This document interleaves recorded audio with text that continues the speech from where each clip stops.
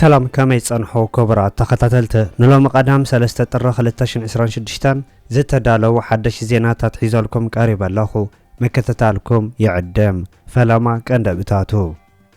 ኢትዮጵያ ንጉዳይ አፍልጠው ሀገርነት ሶማሌላንድ ዘመልከት ዛሃበቶ መግለጽን ቀይሕ ባሕረ ናትናይ ነይሩ ክንምልሶይና ክብል ሓደ ካብ ላዕሎት አዘዝቲ ሰራዊት ኢትዮጵያ ሎሚ ዝሃቦ መግለጽን ፕሬዝዳንት አሜሪካ ዶናልድ ትራምፕ ከም ተዝፈከሮ ኣብ ልዕሊ ቬንዙዌላ ከቢድ መጥቃዕቲ ከም ዝጀመረን ኢትዮጵያ ንኤርትራ ከም ዝኸሰሰተን ሱዑድ ዓረብ ሓድሽ መጥቃዕቲ ከም ዝፈጸመተን ሉላውነት ኣብ ዋጋዕ ዕዳጋ ከም ዘይኣቱ ኤርትራን ኢትዮጵያ ዝሃበታ መልስን ዝብሉን ካልኢን ዝሕብር ዝርዝር ዜናታት ሒዝናልኩም ቀሪብና ኣለና ነቻነልና ሳብስክራይብ ብምግባር ክሳብ መወዳእታ ክትከታተሉና ብኽብሪ ንዕድመኩም سعود عرب حدش متقعت كم زفصمت تغليصو سعود عرب زيلبو متقعت اب لعل نايتب حبرات مريت عرب زدقف وغنا يمن متقعت موسادا يحبر الله ات متقعت اب لعل بيت مخر دوبا مساغر نايت هاجر مخوانون ناي سعود عرب حيلتات متقعتات يقصل كم زلون زحبر منጨታት ኩነታት የመን ምዕራፍ ተሃገር አንቂዳ ተበጊሳ ከም ዘላውን ይነግሩ ኣለው سعود عرب ኣብ የመን ተካይዶ ዘላ መጥቃዕተ ምእንቲ ሉላውነታን ግዛኣታዊ ሓድነታን ጸጥታን ኢላ ተካይዶ ከም ዘላ ዝገለጸት ኮይና ብመሬትን ብማይን ሰማይን መጠነ ሰፊሕ መጥቃዕተ ሙሳዳ ተቀጽል ከም ዘላውን ሓቢራ እዚ ከም ዚሉን ከሎ ሕብራት መሬት ዓረብ ኣብ የመን ዝርከብ ወታደራዊ ማዕስከር ሲሒባ ምህላውን ክምልካትን ከሎ እታ ሃገር ካብ የመን ክትወጽን ከላ ብናይ መጓዓዛ ነፋሪት ምዃኑን መኮንናትን ኣባላት ቤት ጽሕፈት ሒዛ ምውጻእውን ይግለጽ ኣሎ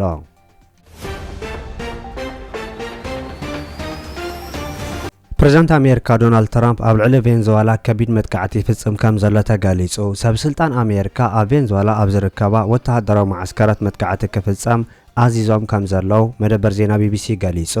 ዶናልድ ትራምፕ ኣብ ቬንዙዌላ ኣብ ዝርከብ ወታደራዊ ማዕስከር መጥቃዕቲ ክካየድ ዝኣዘዘ ኮይኑ ሎሚ ቀዳም ንግሆ ካብ ርእሰ ከተማ ቬንዙዌላ ትክክ ከም ዝተረኣየውን ተገሊጹ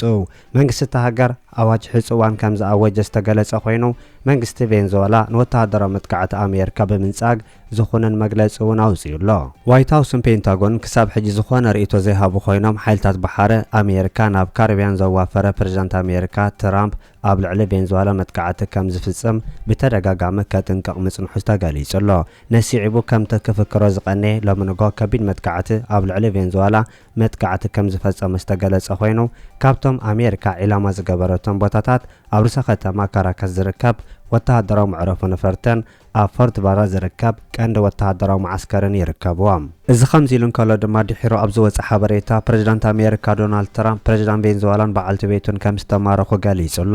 ፕሬዝዳንት አሜሪካ ዶናልድ ትራምፕ ሕጂ ኣብ ዝሃቦ መግለጺ ፕሬዝዳንት ቬንዙዌላ ኒኮላስ ማዱሮን በዓልቲ ቤቱን ከም ዝተማረኹ ገሊጹሎ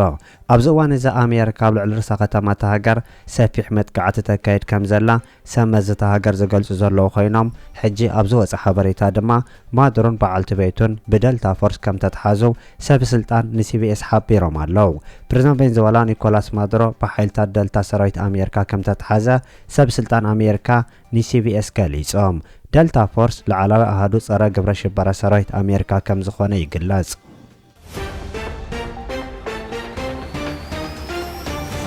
ኢትዮጵያን ኤርትራ ከሲሳ ናይ ሰራዊት ሱዳን ሓይልታት ኣብ ልዕሊ ናይ RSF ሓይልታት ሓድሽ መጥቃዕቲ ክኸፍት ምዃኑ ኣብ ዝግለጸሉ ዘሎ እዋን ናይ ኢትዮጵያ ሰልፊ ብልጽግና ንኤርትራ ይኸስስ ከም ዘሎ ተገሊጹ ሰራዊት ሱዳን ነቲ ኣብ ደቡብ ኢትዮጵያ ዓስኪሩ ዝርከብ ሓይሊ RSF ንምድኻም መጥቃዕቲ ክወስድ ምዃኑ ኣብ ዝግለጸሉ ዘሎ ግዜ ናይ ሰራዊት ኤርትራ ደገፍ ከም ዘለዎ ብምሕባር ናይ ኢትዮጵያ መሪሕነት ምኽሳሱ ይንገር ኣሎ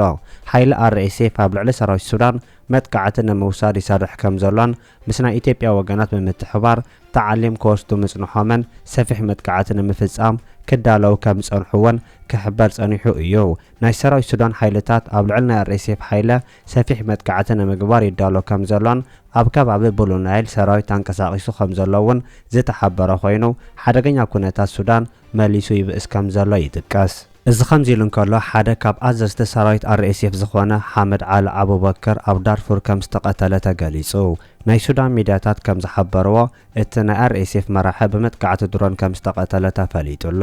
ብሰራዊት መንግስቲ ስዕረት ከም ዘጋጠሞ ዝንገረሉ ዘሎ ብጀነራል ሐምዳን ዳግሎ ዝምራሕ RSF ቅትለት ናይ ተቐንዲ ኣዛዚ ኣብ ገጻ ትዊተር ሓዘኑ ምግላጹ እውን ይሕበር ኣሎ ኣማኻሪ ጸጥታ ኣዛዚ ሓይልታት ቁልጥፍ ደገፍ RSF ኣብ ዞባ ዳርፎር ኣብ ከባቢ ዘላንጋይ ማእከል ዳርፎር ብዝተፈጸመ መጥቃዕቲ ሰበልቦ ነፈርተ ምስ ሓያሎ ብጽዕቱ ምቕታል እውን ዝተገለጸ ኮይኑ እቲ ኣዛዚ ኣብ ፋርዱስ ኣብ ዝተኻየደ ኣኼባ ይሳተፍ ከም ዝነበረ ምንጭታት ተኸባበ ንሱዳን ትሪቡን ገሊጾም ኣብታ ኣኼባ ሜጀር ጀነራል ሮሞዳን ሳሌም ዝርከብዎም ወተሃደራዊ መኮንናት RSFን ላዕሎት ኣባላቱ ምርኻቦምን ዝተጠቐሰ ክኸውን እንከሎ ኣባል ቀቢላ መሐመድ ዝኾነ አቡበከር ኣብ ውሽጢ RSF ልዑል ጽልዋ ዝነበረ ኮይኑ ከም ቀንዲ ኣማኻሪ ጸጥታ RSF ምግልጋሉ ምንጭታት ይገልጹ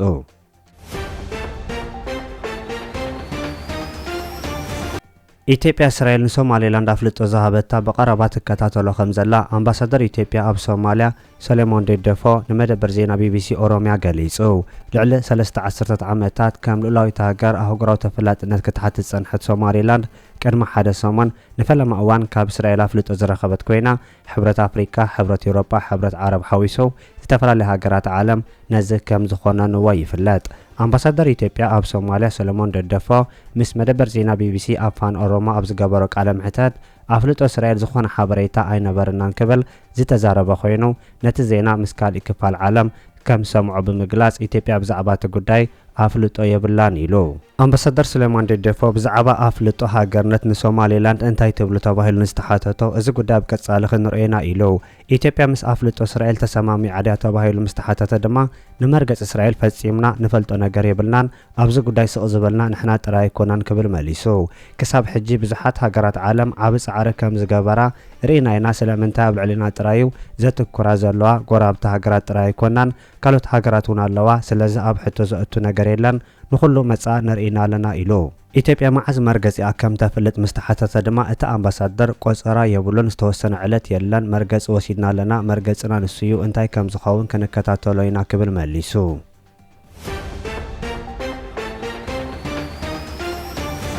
ሉላውነት ኣብ ዋጋ ዕዳጋ ከም ዘይኣቱ ኤርትራ ገሊጻ ኤርትራ ሉላውነት ኣብ ዋጋ ዕዳጋ ዝኣቱ ከም ዘይኮነን ናይ ኤርትራ ናይ ሚድያ ማዕከን ሻብያት ኣብ ዘውፅኦ ጽሑፍ ገሊጹ ሉላውነት ሕጋዊ መሰል ምዃኑን ክስረዝ ዝኽእል ፍሉይ መሰል ከም ዘይኮነ እውን ኣብቲ ጽሑፍ ዝተሓበረ ኮይኑ ናይ ጎረቤት ሃገር ኢትዮጵያ ኣብ ልዕሊ ሉላውነት ኤርትራ ዘለዋ ጠመተ ሓደገኛ ምዃኑ እውን ገሊጹ ኣሎ ናጽነት ኤርትራ ብቐንዱ ንኢትዮጵያ ወደብን ባሕርን ምኽላእ ምዃኑ እውን ክሕበሩ ጸንሑ ምንጭታት ኢትዮጵያ ወናኒት ባሕሪ ምንባራ ዝገልጽ ባሩሽ መግለጽታት ናይቲ ሃገር ካብ ግዜ ናብ ግዜ ክውስኽ ምጽንሖን ዝኾነ ሕጋዊ ባይታ የብሉን ክብል እቲ መግለጺ ሓቢሩ ኣሎ መግዛእቲ ጣልያን ኣብ ኤርትራ ኮነ ኢልካ ናይ ኢትዮጵያ ወነት ባሕሪ ንምጥፋእ ምዃኑ ዝሕበር እቲ ናይ ኢትዮጵያ መግለጽታት ድማ ብዛዕባ መግዛእታዊ ዶባ ዘለዎ መመልከቲ ካብ ሓቂ ዝረሓቐ ምዃኑን ኤርትራ ካብ ጎራብታ ቀዲማ ሃገር ዝኾነት ሃገር ምዃና እውን እቲ ናይ ኤርትራ መግለጺ ወሲኹ ኣሎ መግዛእታዊ ሕንጻጽ ዶባት ንኢትዮጵያ ደይመደይልካ ባሕሪ ንምኽላእ ዝተበገሰ ዝተፈጸመ ከም ዘይኮነ እቲ ናይ ኤርትራ መግለጺ ነጺሩ ኣሎ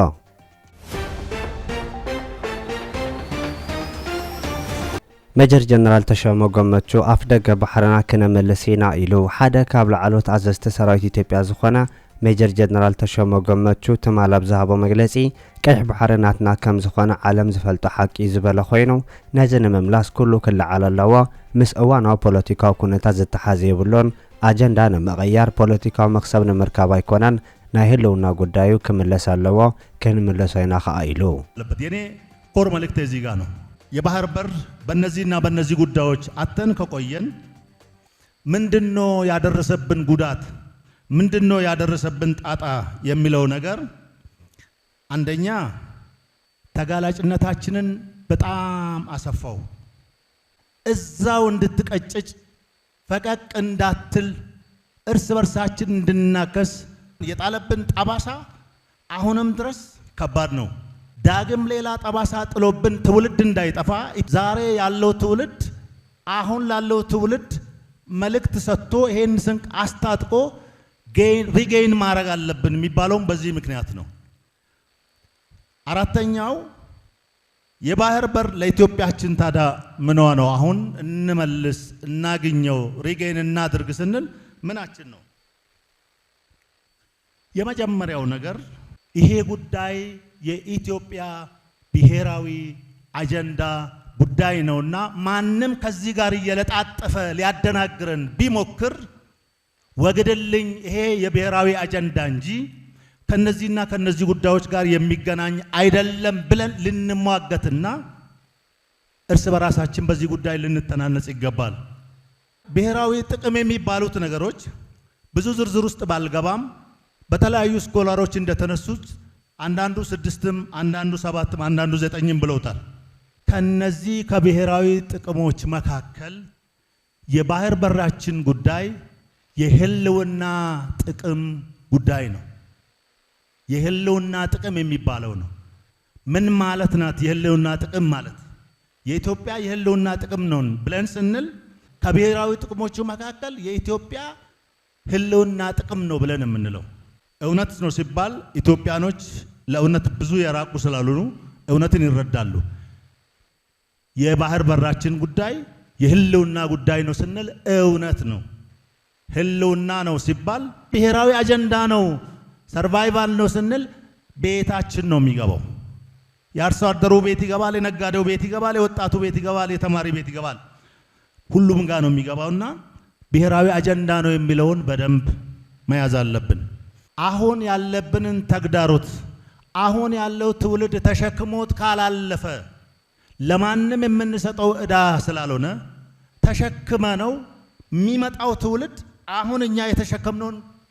መልሶ እንዳይሸከም ማድረግ መቻል አለብን። እውነት ነውና ጨከን ብለን ሰብሰብ ብለን ብሔራዊ አጀንዳ ነው ብለን እንሻገረዋለን ብለን እናገኘዋለን ብለን ነገ ቀን ይወጣልናል ብለን ይለወጣል ይሄ ጉዳይ ብለን በተለይ ዓለም ከኛ ጋር ቆሟል የሚለውን ሰንቀን ይሄን ነገር እጃችን ላይ ማስገባት አለብን።